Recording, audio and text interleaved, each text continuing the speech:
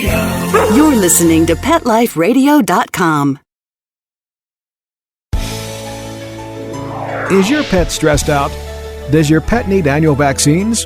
Which pet is best for a child? Would you know if your dog was in pain? Pet Life Radio presents The Pet Doctor, where you'll learn everything about keeping your pet healthy and happy. From pet care, pet meds and grooming, to pet food, pet insurance, and dental care, this is the place to find out everything there is to know about pet wellness.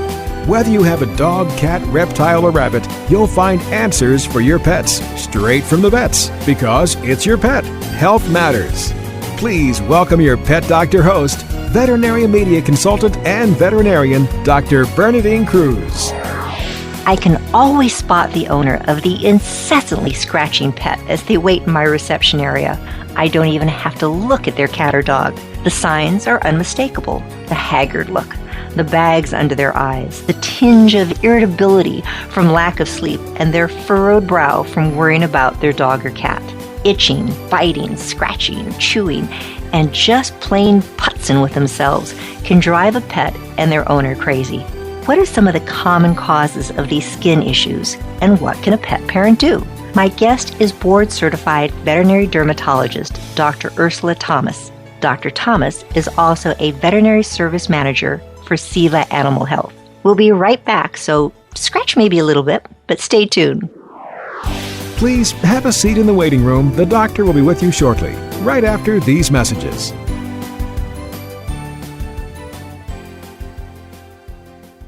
At Red Barn, our pet food ingredients work overtime. They aren't just there for show. Dandelion greens work to maintain a healthy digestive system. Salmon oil works to enhance the immune system. Green-lipped mussels work to support joint health. These hard-working ingredients support your dog's active, healthy life. Look at the label. We want you to. Red Barn Naturals Pet Food. Simply the best. Find it in your local pet specialty store. Visit redbarninc.com to save $1 on Red Barn grain-free canned food. Let's Talk Pets on PetLifeRadio.com. Welcome back to The Pet Doctor on Pet Life Radio with Dr. Bernadine Cruz. The doctor is in, and we'll see you now.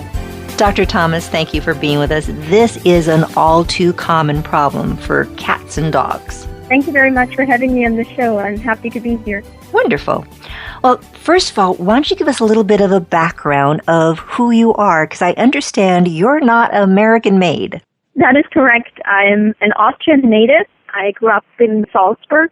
Maybe familiar with Salzburg from The Sound of Music. I had a chance to visit there. It was gorgeous. Oh, you've already visited Salzburg? How wonderful. And I did my residency training in veterinary dermatology at North Carolina State University. And since then, I've practiced in private practice and academia.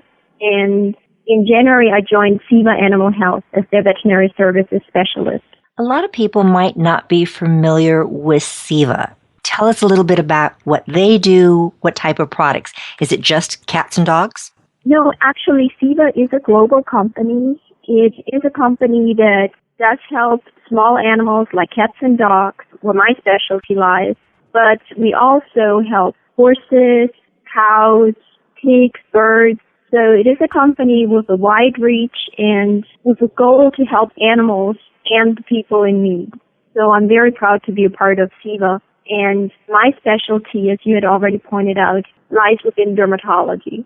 I always tell clients when they come in, at least in Southern California, if it wasn't for itching, biting, scratching, there'd probably be half as many veterinarians practicing in Southern California because it is so common. And every pet owner that walks through the door seems to want to blame it on one of two things. Either it's going to be fleas or they're going to be blaming it on the grains in their pet's food. Give us a little bit of background, Dr. Thomas, of some of the most common things that can cause a pet to itch, bite, scratch. Absolutely. So the most common cause, believe it or not, are still fleas. Even though we have already great advances in flea control for our small animals these days, flea allergy dermatitis is still the most common cause for cats and dogs to itch and scratch. And flea allergy dermatitis is different from a flea infestation. So when a dog or cat has a flea infestation, we as the owners, we may notice the fleas jumping up and down on the dog or cat, or we may even see the fleas in the environment. Or chewing on them. Exactly. So flea allergy dermatitis, though, is different because when an animal is allergic to fleas, it doesn't take a lot of fleas. There may be 1 or 2 bites of that flea to that animal, and those few bites trigger an allergic response, and our cats and dogs end up being extremely itchy, even though we as the owners may have never seen that flea. So it's a very challenging allergy to diagnose, but once diagnosed with proper flea prevention, that is an allergy that can be relatively easily controlled. I totally agree with you. I always tell people, even if you don't see fleas, humor me. Do flea control. Do something for the pet, and definitely do something for the environment, since that adult flea spends about 90% of the time on the pet, but the adult only makes up about 5% of the entire flea population. So for that particular pet, if you wait until you see fleas, it may be way too long. Exactly. You're absolutely right. So the big theme with allergies is always prevention. Because by the time we see a flea or see fleas on an allergic pet or any pet, we're already running behind. So the goal is to prevent those allergies from flaring. And like you said, flea prevention is the key ingredient to every successful treatment plan for an allergic animal. With a flea allergy being so common, you're now treating the pet by doing your flea control. What else? Because again, here in Southern California, yes, fleas are very common, but I live in a community that is surrounded by a retirement community. And the clients, again, coming in, usually they have the smaller dogs, older pet owners, so they tend to have the smaller dogs. And they all come in with these little brown feet. And they're always trying to blame it on the grass and the things that the association is spraying on the grass. How common is that? So-called environmental allergies are very, very common, especially in our dogs and cats. And we oftentimes refer to it as atopic dermatitis. Dogs can become allergic to what we call indoor allergens, such as house dust mites, storage mites, mold. But they can also be allergic to something in the outside, such as trees, grasses, weeds, and those allergies typically manifest in them licking their paws, licking their forearms, maybe scratching their faces, and ear problems. And especially when white dogs lick their paws, that saliva from licking their paws can stain their white feet brown. And that's sometimes what clients notice. Seeing the discoloration of the hair on the feet is a sign or a complication of an allergy, because the dog is so itchy and miserable that he or she constantly licked his paws, and that has led them to an obvious problem.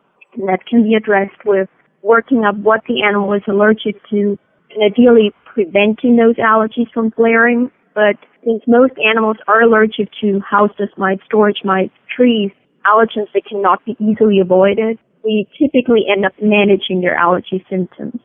You were talking about dust mites, and it's like you look at a sunbeam and you see all this little particulate matter, and I guess dust mites are there. It's like, can you do anything? Can you use air purifiers, put your pet in a bubble? What do you do for things like that? That's an excellent question. I mean, unfortunately, we cannot avoid or eliminate the house dust mite allergens completely, but there are measures we can take to decrease the load of allergens in the environment. Like you said, air filters are important, vacuum cleaning as often as possible, and if at all feasible, removing the carpet and replacing the carpet with hardwood floors or tile floor. Or, for example, instead of having a big mattress for the dog or cat where we cannot clean that mattress effectively regularly, replace that mattress with beddings like towels or blankets that we can wash more frequently. And so there are different things we can do to decrease the load of house dust mite allergens in the environment, but for moderately to severely allergic animals, we may still have to manage the allergies separately. Managing allergies. People love to go on the internet, see what some blogger has mentioned, and oftentimes I'll have clients come in, they say, okay, I've been giving my pet Benadryl. Going, oh, all right. And how much have you been giving? Oh, it's a Labrador and they're giving a child's dose, so it's 12.5 milligrams. So, well, I'm glad you're not overdosing, but that's not always the answer. Are there things like that? I'll oftentimes recommend antihistamines as a means of controlling allergies. Tell us a little bit how these antihistamines work in a pet's body, and are they effective? Antihistamines may be effective, and it's certainly worth trying in most cases because antihistamines are generally safe medications. But in my experience, the dogs and cats that I've managed for allergies, antihistamines have had limited success. But what I typically talk with my clients about is that there's not one single medication that covers it all. So it's usually what I refer to as a multimodal approach. So we do what we can, like vacuum cleaning, like we talked about, decreasing the allergen load, maybe then adding an antihistamine so that at the end we're not dealing with a very itchy dog or cat, but with a mildly itchy dog or cat. And that way we need few of the other medications. So the goal is to do as much as we safely can to minimize the risk of side effects, to help with the cost for the treatment, and to get the dog or cat comfortable as quickly as possible.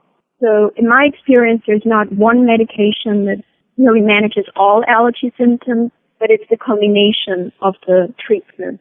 And that's why it's so important to have a conversation with a veterinarian and to not go and rely on Dr. Google or the internet, because every animal is different, every situation is different, and every treatment needs to be individualized. So that's why I'm really an advocate for individualizing treatment, making sure that we as veterinarians pick the right medications for the right animal and evaluate the treatment response and modify as needed. Dr. Thomas, it's so frustrating, though. Clients come in and they say, my pet's been itching. It was the same thing 2 months ago when you came in and you gave this medicine and it kind of got better and now it's back again and I want a different medicine. Or my neighbor went to their veterinarian and they got a cortisone injection. Or they have these little pills, prednisolone or Temerol P. They have these little pills and that pet is, so much better. I want that shot. I want that shot for my pet. And it's hard sometimes to say that's not appropriate. I would love to have you talk a little bit about steroids, how they work, and sometimes the pros and cons of steroids. Absolutely. So I can definitely share in your frustration or any pet owner's frustration, because one thing to always keep in mind whenever we are talking about allergies, we're talking about a non-curable, we're talking about a lifelong condition. In other words, there's not a single treatment that will cure the dog or cat's allergies. So whenever we talk about treatment, we are having two goals in mind. We're having a short-term goal in mind, which is to get the animal as quickly as possible comfortable so that the owners and the animal can get some sleep and rest and relief. But then our other goal, at least equally important, is long-term benefits. Because what we don't want is to have relief for a day or two, but then end up with feeling long-term, possibly even lifelong consequences of that treatment. And steroids do have their time and place in treatment. When I have a dog or cat who's really miserable, absolutely miserable, itches and scratches, and I've ruled out, infection, I've ruled out parasites, meaning I've done an extensive examination, then I may give that dog or cat a short course of steroids. But with the goal in mind to get that dog or cat off steroids as quickly as possible, because steroids do have long-term side effects.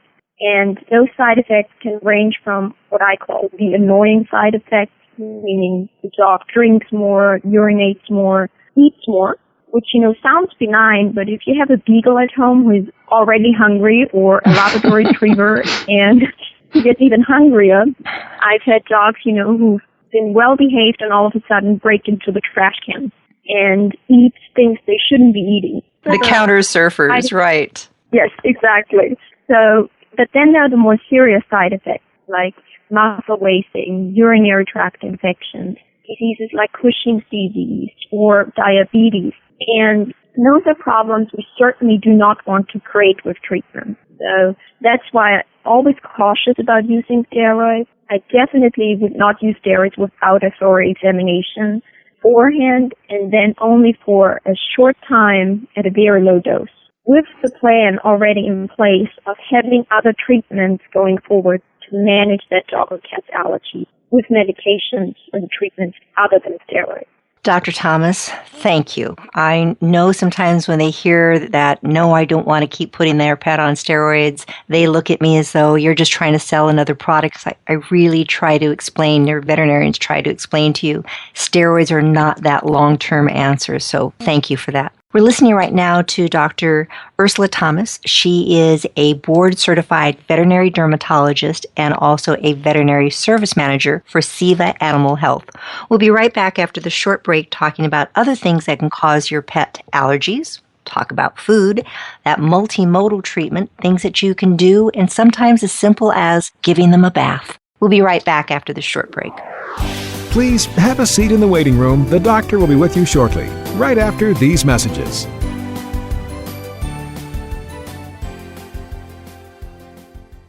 Do you know that moment when your dirty dog's about to jump in your nice, clean car? You can avoid all the cleanup and mess with a 4K9 seat cover. 4K9s makes heavy-duty seat covers and cargo liners that will blend seamlessly with the interior of your vehicle. You can find us at 4canines.com. That's the number 4, KNINES.com, or on Amazon.com. 4K9s makes nothing but the best for your best friend. It's designerpetsweaters.com. Hand-knitted designer sweaters for your precious pup or cool cat. Beautiful couture patterns for your pets, including custom-knitted formal wear, casual wear, yachting, and even sports-themed. Many designer pet sweaters include feathered tammy hats, top hats, and a lot of sparkle. Each sweater includes leg loops, front paw sleeves, and leash opening. Visit designerpetsweaters.com to order your four-legged fashions today. Your pets will stay warm for the winter and be runway ready. Large or small, we fit them all. designerpetsweaters.com. Let's talk pets. Let's talk pets On Pet Life Radio. Pet Life Radio. PetLifeRadio.com. Welcome back to the Pet Doctor on Pet Life Radio with Dr. Bernadine Cruz. The doctor is in, and we'll see you now. Dr. Thomas, I love the fact that you're talking about the short-term, the long-term ways of trying to control allergies. And sadly, nothing that we're going to cure. What people find fascinating is that, boy, doc, I've had this dog for 7 years. We've been living here in Florida for the last, 7 years, and now my dog has allergies. Where did it come from? How could it now have allergies? That is a very, very frequent case scenario that you're pointing out, and it goes back to how allergies develop. And if any of our listeners have allergies to, let's say, poison oak, for example, they can relate to what I'm going to say. Is allergies need repeated exposure to develop. So in other words, if I touch poison oak my very first time, I won't have allergy symptoms that time. But my body learns to build up an allergic response to poison oak. Then if I touch poison oak ever again, that's when I will get an allergy response to it. And that's very similar to our dogs and cats. They're exposed to, let's say, certain trees and grasses, and they've been repeatedly exposed to them over and over and over again. They may end up building up an allergic response to those trees and grasses over time. And that's why most of our allergic animals are not puppies. They're young adult animals, because it takes the immune system some time to build up that allergic response. And that's why we can have stories like, my dog's always lived in this environment, my cat's always been an indoor cat, never had a problem, and all of a sudden develops allergy problems. If that immune system needs that repeated exposure, needs that time to build up that allergic response. Is that one of the reasons why food seems to be such a a concern for people. And then they're going from one pet food to the other pet food, and they're going to grain-free. Please address, Dr. Thomas, food allergies. Absolutely. So food allergies, depending on which dermatologist you talk to, can be from very common to not so common. But food allergies can affect any dog, any cat, and any dog food. Could it be grain-free? Absolutely. The most common food allergens that dogs develop an allergy to are corn, soy, beef, and chicken. In general, though, the proteins are the main source of food allergies. So if a dog is fed, for example, a grain-free diet, but it contains chicken or it contains beef, then, and the dog, let's say, is allergic to beef, it doesn't matter if it's most expensive steak that you're feeding that dog or maybe some ground beef. If both contain beef protein and that animal is allergic to beef, the dog will develop and show allergy symptoms to it. And I've heard of dogs that even have something like a beef-flavored toothpaste, and that can drive them crazy. Absolutely, absolutely. So changing from one brand, let's say company A makes a beef-based dog food and company B makes a beef-based dog food, as long as both contain beef and the dog or cat is allergic to beef, there is a good chance that the dog or cat will react allergic to both dog foods or cat food. So it's very, very important to not just switch from one diet to the other and do it randomly. That's where really veterinary guidance comes in. Because what the veterinarian does is we'll go over a detailed dietary history. So we'll find out what has the cat or dog been exposed to already. And we will try to avoid those allergens. So we'll say, okay, the cat and dog has eaten chicken and beef already and has maybe eaten some other protein. What the next plan is, or next step is to avoid those proteins and feed the animal something new, something different. And the challenge can be to really restrict the diet to those new proteins, to those new carbohydrates, for anywhere between 6 to 12 weeks, because it can take the animal's body that long to get rid of all the previous, allergens in the system to then recover and show no allergy symptoms with the new diet. And Dr. Thomas, that's what seems so hard. You look at these foods that are out there now. There's kangaroo, there's venison, there's duck, there's all sorts of strange ones that are available, and people just keep switching on their own. So they walk through the door and it's like, well, what am I supposed to feed? Because I fed all these novel proteins, all these unique proteins. We're kind of stuck. It is. It really is a challenge these days. And when I practiced in Florida, I had people feeding their dog alligator diet. They were out of options. So it will become, and it's already becoming, increasingly more difficult to find novel protein sources, novel carbohydrate sources to feed the animal. And that's why when I meet with any of my dog or cat owners and I say, your animal may not have yet food allergies, I typically recommend to pick a diet recommended by their primary care veterinarian that is a well-balanced, high-quality diet, but then to stick with it, to not change back and forth and go over 5 different protein sources, because we do know that even an older dog or cat can develop food allergies at any point. So we don't want to find ourselves with a 10-year-old, let's say, German Shepherd who has eaten everything that there is to eat and then develops a food allergy. So it's really important to pick a diet that has all the nutrients that the animal needs and is recommended by the veterinarian, and then to continue feeding that diet. Dr. Thomas, you're talking about doing an elimination diet for 6 to 12 weeks, and totally understandable, finding that unique protein, and then the owner says, I have 2 other dogs at home and a cat, and the dogs get into the cat food and vice versa, so I really can't do this. Can't you just do a blood test to tell me exactly what the pet's allergic to? I've heard pros and cons of doing blood testing. There's these panels that are available for veterinarians to test the dog or cat and has food allergies, all these various foods listed on it. And people will come in with this list many times saying, well, I've had this done elsewhere and my dog's allergic or my cat's allergic to X, Y, and Z. What are your views on food allergy testing via the blood?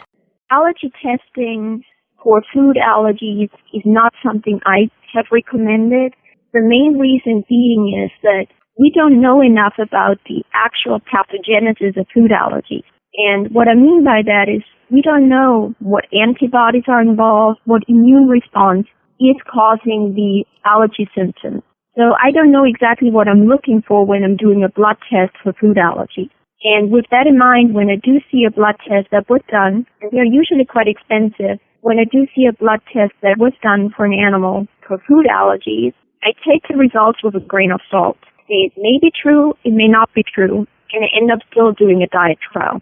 And to save the owners the money for the food allergy testing, I usually skip the blood allergy test for food, not for environment, but for food, and then just go forward with the elimination diet trial.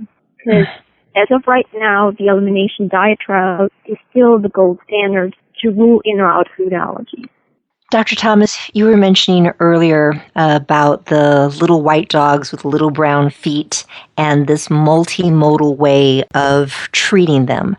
And I know one of the things that Ceva produces, and I was very fortunate, you came into my practice and gave myself and my technicians, the other doctors, a very good overview of the skin and shampooing, and how using shampooing can really be an extremely important adjunct in this therapy for the allergic, itchy pet. Explain quickly about how dog-cat skin varies from people, and then, yes, you can bathe your pet multiple times a week if necessary with an appropriate shampoo. So, like you said, multimodal therapy is really the best way, in my opinion, to manage any animal's allergic skin disease.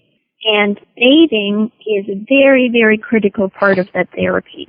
And what I like to usually elaborate is, imagine you're allergic to trees and grasses, and I ask you to cut the grass outside, to cut some branches, roll in the grass, and then not shower for a month. And everyone, I think, can appreciate that one's skin must be very itchy, very uncomfortable, having the grass on the skin, and just be miserable. I'm scratching already. And that's exactly what our animals go through. When our dogs and cats are allergic to trees and grasses, maybe house dust mites, it's even worse for them because their fur collects all the dust, collects all the tree pollen, and even for indoor cats, because once we open the windows, all the tree pollens and grass pollens come inside, and we bring them inside as well with our clothing. So if an animal does not get bathed, all these allergens will stick on their fur, eventually reach the skin, and then walk through the skin to get in touch with the immune system, and the immune system has no choice but to react allergic to those allergens. So with simple bathing, we can remove the allergens physically from the skin, and thereby already providing the animal with some relief. People will say that this shampooing is going to dry their skin and make it even worse. Thank you for bringing that up, because it's very important to pick the right shampoo for the right dog. So, for example, if a dog has very, very dry skin, he's allergic, but he has dry skin. If I picked a shampoo that would dry the skin out further, I could potentially make the skin worse. But the veterinarian would not do that. And that's where when we examine the animal, we take into account what is the condition of the hair coat like. How is the skin? Am I dealing with itchy skin? Am I dealing with an infection? If there is infection, what kind? Is it bacteria? Is it yeast? And all that will be taken into account to then decide which shampoo to use, when, where, and how often. So if I have a dog with dry skin, I would pick a shampoo that moisturizes the skin, that soothes the skin, something that really provides relief to the animal without drying out the skin. And so it's very, very important to do that examination and individualize the therapy. And that's why, again, it's so critical to have the veterinarian examine the skin and say, here's the shampoo that I want you to use. Here's how often I would like you to use it. Because even with shampoo therapy, there's never a one-size-fits-all. What I think people are so amazed, they'll go to the pet store and they'll say, Oh, this is a medicated shampoo, so this must be good. And medicated is such a broad term. I know when you came into the practice and were telling us about these various shampoos that Ceva had available, Duoxo, one of the ingredients, and I think I finally learned how to pronounce it, is phytosphygmacine, and how that could really make a difference for the skin and coat. Tell us a little bit about what is this phytosphygmacine and how does it, and did I pronounce it correctly, and how does this help a pet skin? Yes, phytosphygmacine, or for obvious reasons we oftentimes refer to it as simple PS. PS is a very critical component of the skin. And if I may backtrack here a little bit, the skin of an allergic dog, most likely also of allergic cats, lacks certain lipids. And one of the main building blocks for those lipids is phytosphygmacine. So when I mentioned earlier about bathing a dog or cat skin, we'll definitely remove the allergens with, just physically water. And we can treat any kind of bacterial infection or yeast infection with a regular antibacterial, antifungal shampoo. But if we limit ourselves to just doing that, we're not doing anything about the primary skin problem, the actual allergies in the skin. And by using products like Duoxo, which contain phytosphygmacine, we're actually helping the skin help itself. We're pretty much feeding the skin what it's missing, so the skin can rebuild that barrier to make the skin intact again and then prevent further allergens from getting in touch with the dog or cat's immune system. So with Duoxo, we're pretty much covering it all. We're treating the complications of allergies, like a dry, itchy skin or an infected skin. And at the same time, we're also treating the primary problem, the actual skin problem that led to all these other complications down the road. It sounds like it's so simple. Pop your pet in the bathtub, soap it up, don't get water in the ears. Let it stay on a good 5 to 10 minutes, because if you just put it on, take it off, you're wasting your time, wasting your money. So things like this PS can really be a therapy, one of those components, again, of that multimodal treatment. Absolutely. So it's very important to have good bathing therapy, include Duoxo in the treatment plan to get really a multimodal approach and get the benefits of every treatment and maximize those benefits. Well, Dr. Thomas, this has really been interesting. I hope people have now kind of realized there's so many different things that can make your pet itchy. It can be a combination of things. It can be seasonal. It can be year-round. And when in doubt, don't go to Dr. Google. Go to your own primary care veterinarian. You may need to go see someone such as Dr. Thomas, a board-certified veterinary dermatologist, to get on top of it and sadly realize you're controlling, not curing. Dr. Thomas, if people wanted to learn more about animal dermatology and Ceva, where can they go? There is a good website. It's called ACVD, stands for American College of Veterinary Dermatology, acvd.org. Also, feel free to reach out to me at Ceva Animal Health, and I'll be happy to help and address any concerns.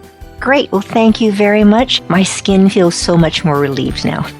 You've been listening to Dr. Bernadine Cruz on The Pet Doctor. This is Pet Life Radio. Thank you very much, Dr. Thomas, again for being with us today. Thank you, listeners, for being with us, and hopefully you learned a little bit to make you one of the best possible pet owners.